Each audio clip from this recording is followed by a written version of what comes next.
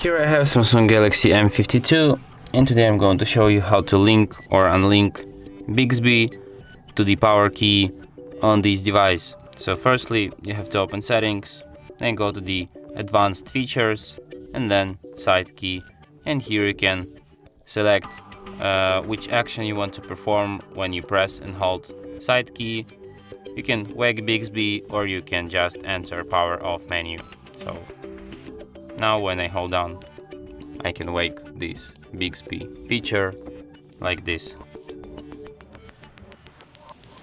And that's it. Thanks for watching. If you find this tutorial useful, don't forget to hit that like button and subscribe to our channel.